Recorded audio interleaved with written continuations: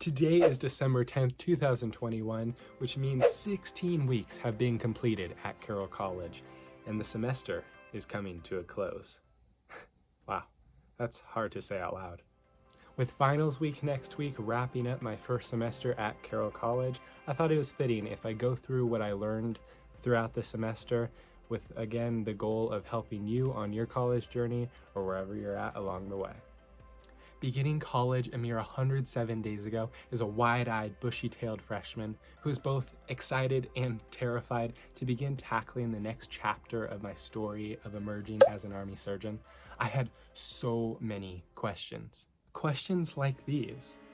How do I view my schedule and where are my classes going to be located? What is having a roommate going to be like? What are the ROTC and track and field programs like? Do I have the right textbooks and equipment for my classes? Am I going to make friends quickly or gradually over the course of the semester? How am I going to do laundry? What will my eating schedule be like? Where will I study best? What are exams going to be like? Among so many more. And these are what I've had to face over the course of this semester. The first piece of advice is to help alleviate unnecessary stress and help you get into the flow of things at the beginning of the school year. This can be done in the days leading up to your first day classes, preferably during student orientation when you're there on campus. When you need to examine your schedule, look at the classes and the order they're in, and actually go to those classes in that order. So then you can predetermine when you'll have time to eat breakfast here, lunch here, dinner here, or not be able to eat one or the other. Be able to go to the gym here, do an activity here, have time to work on homework in between another class here. Because unlike high school, college's structure is much more independent on you, and you have much less of a class A to class B to class C from 8 to 3:30 p.m. every day, as you have one class in the morning, so you have an hour gap, and then you have another 45-minute class here, and then you have a lunch break, and then you have another class here, and then you can have classes all the way till like 9 p.m. at night. So it's best to learn how to utilize your time the best, most efficiently, earliest as possible, because getting into the flow will help alleviate unnecessary stress by removing unnecessary decisions. Because the more decisions you have to make throughout the day really just hampers down on your motivation and any ability to get actual stuff done. So by minimizing the uncertainty and just predetermining what you're going to be doing once classes begin really helps start the school year off strong. The rest of my questions were answered sooner or later through experience with them. Freshman orientation was a great way to answer my question about meeting friends, and through the activities planned over the course of 3 days, I got to meet a lot of great people, and it's been really cool to see how my relationship's grown with them over the course of the semester. And it's also curious how most of the people that I am still friends with now are people I've met from day one. So it's something that you might want to keep in mind, is that the people you meet firsthand, or some of the earliest people you meet during freshman orientation, are likely the people you're going to be still being friends with or enemies towards the end of the semester. So choose wisely. To stay informed with what's going on around campus throughout the semester, it's been really refreshing to know that I just have to go check my email to find out. So the administrators often email us about different topics concerning basically everything to really help us know where we can be involved, what we should watch out for, what to expect, and everything in between. So that's been really cool, because in high school you don't have that same email dynamic. Everything's kind of told word of mouth, which here again, it's kind of independent. You need to be checking your email to stay on top of things. You can't expect your professors to let you know. But that being said, do ask your professors any questions you may have, even if they don't always come across as really communicating that, because they are there to help you, and never be afraid to ask questions. It's something that I commonly see with the peer pressure dynamic at high school, is a teacher asks a question and most of the class is silent, and usually have 1 or 2 people answer most of the questions. It's again a topic I cover in my book, about never being afraid to take a leadership position and be the first one to ask a question, because most likely the other people in class have the very same question. So really just own that question and don't succumb to the peer pressure of not wanting to ask it. Moving on to an academic focus, I want to reflect on 5 main categories, which are professors, structure, testing frequency, labs, and projects. Starting off with professors, the major contrast I found between them and most high school teachers revolves around the fact that they specialize in the field they're teaching. Thus, they teach us students much more passionately than most high school teachers who are typically assigned their subject are. And that creates a really motivating atmosphere that really helps me want to learn more about specific fields that personally I didn't have too much of an interest before, but just seeing them teach about so passionately really invigorates me to want to learn more about it. So that was a really cool dynamic I saw early on of the difference between college and high school. Next up, structure. There's so much more efficiency in college classes, unlike high school classes where most teachers take attendance and then say, well, class, today we're going to talk about, and then there's always the class clown who spends 15 minutes wasting the day, and then the teacher goes and addresses that, and then the rest of the class starts talking, and then the teacher waits for them to quiet down, and then you're already half hour into class before you even begin. Well, maybe not that dramatic, but college, it's like the minute that class begins, professors already writing on the whiteboard saying, well, we're talking about this today, after asking, I guess, any questions, and then we're just full speed into what they have planned for the class. Because unlike a lot of high school classes, professors have a syllabus that they follow perfectly to a T most of the time for the semester. And so it's cool to see that every day you're going to class for a definite reason, and we get a lot done in a short amount of time, with my classes being on average 50 minutes. Third is testing frequency and material.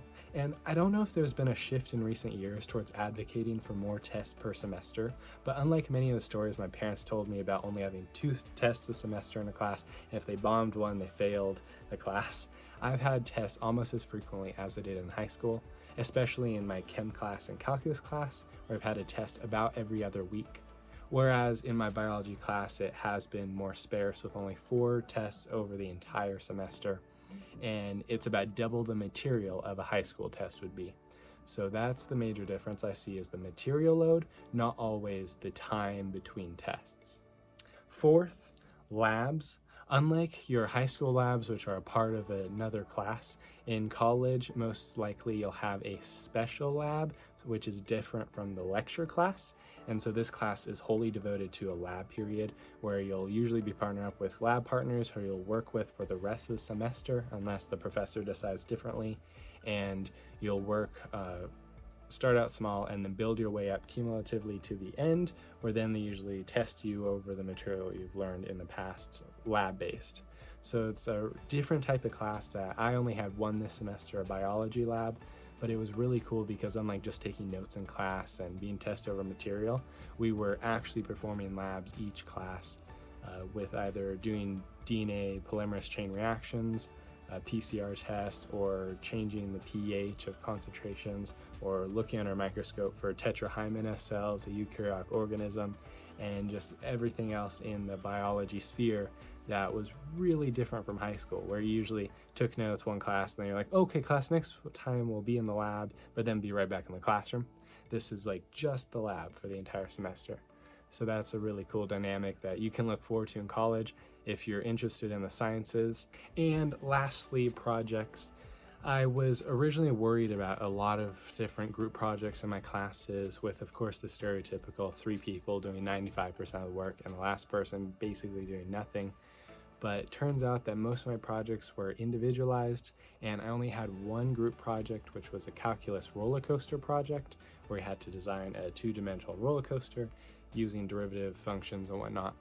But overall, it was different from my pre-existing ideas about college projects, especially because they advocate for more of cooperation like the real world. And so having still a lot of individualized projects and not many group-based projects was a pleasant surprise. And I don't know if that'll change in future years, but that's currently where it stands there. Reflecting now on extracurriculars and other activities that the college and community groups put on throughout the semester, it's been a real shock to go from a small town of 1,000 people, where if you're not doing everything and being involved in everything, then you're probably bored, to having so many choices and opportunities to try new things that it can feel overwhelming. And I've had to say no to a lot of really interesting things that I wish I didn't have to say no to.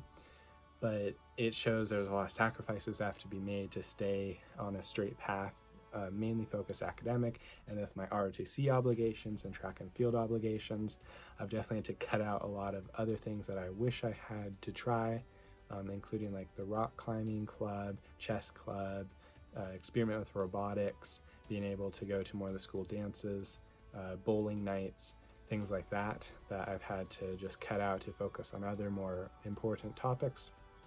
But it's really cool to see that if you're bored in college, though, then you're definitely not looking hard enough, because there is a plethora of activities that you should be involved in to really make the most of what is an expensive education. But these activities are most likely free for you. So to really just try ask as many questions as possible to see which will strike your passions the most, and then those that do, you can devote most of your time to, while kind of casting aside others. And so that's where I've been just trying to balance, of course, everything else with the extracurriculars and clubs that I can join, and just trying to go back and forth, because as I have constantly advocated for, it's always best to start out with too many and drop off early on than to start with too few and always regret the rest of your life saying, but what if I could have done? No, yeah, it's a negative mindset if you go the second path. So I started out like, oh, I can do so much, and then later I'm like, no, I really can't. And then I kind of plateau, hit an equilibrium, and you move on from there. And now turning my attention towards the end of the semester and the beginning of the next. During the beginning of November, we already started planning our second semester classes, and so this is when I got to meet with my first year cohort, which just happened to be my theology professor, and so we got to look through my scheduling plans, and ROTC has been great because they have my 4-year pre-med plan already scheduled out, but for everyone who's either undecided or is decided on a certain major, they get to meet with that first year cohort who helps them plan what classes they need, and then have that finalized for second semester. And then there's a registration day that mine was like 8 a.m. in the morning a couple weeks ago, where I had my schedule pre-planned, and then once registration opened, I just pressed a button, and hopefully I wasn't waitlisted in any classes. And fortunately I wasn't, because I did it early enough, but that was planning for second semester. And then on Carroll's website soon there will be some textbooks that the professors will put out for me to order for next semester as well. So that's how I go about ordering textbooks, and there's multiple avenues to get the best deals on textbooks or whatnot. My ROTC stipend fortunately helps with those, which are crazy expensive. And then also moving into the break, I have to defrost my fridge, which means I have to put a towel underneath after I unplug it so that the ice doesn't leak on the floor. I have to take out the trash, unplug everything, vacuum, clean up my room. I may be having a roommate next semester if the housing department assigns me one, so I have to clean off everything from the second person side of the room, which will definitely shrink my current space, but that could be a change. And then just packing up everything I have here that I need for a month, and then I'll be back strong and refreshed for the next. Finally, addressing the elephant in the room. Finals, which I've been preparing for the last couple of weeks, and what next week is solely devoted towards. I have a total of 6 finals this semester with 17 credits, and I've taken 2 already, my Biology Lab Excel final and my Military Science Leadership final for ROTC, which leaves Monday the most challenging day with both chemistry and biology, and then Wednesday with theology and Thursday with calculus before I pack up my bags in the afternoon and get out of here for break. So I'm excited with 6 days to go to stay strong through it. And the major studying strategies that I've employed during this time are note cards for conceptual understandings, so especially in biology with a lot of new terms. And then Quizlet is another great source for that.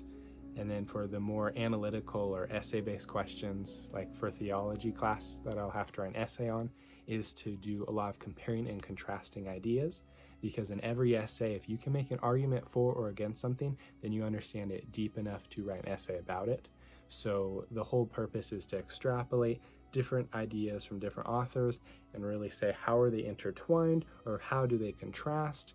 And once that can be accomplished, then I understand that I do fully comprehend the material and that I can write about it deep enough.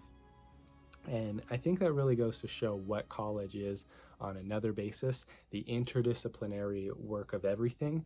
Biology is not separate from even theology. There is an interdisciplinary connection between all of the topics, and that's what really shows that deeper understanding when you can compare and contrast. So that is my strategy for my essay writing. And with that said, I better get back to it. But thank you guys for watching. Please like and subscribe. I am here on a journey to become an Army surgeon, so if that's something that floats your boat or sinks your goat, then stay tuned because I have lots more content waiting for you, and a surprise also coming soon after Christmas. So, with that said, Ad Meliora, toward better things.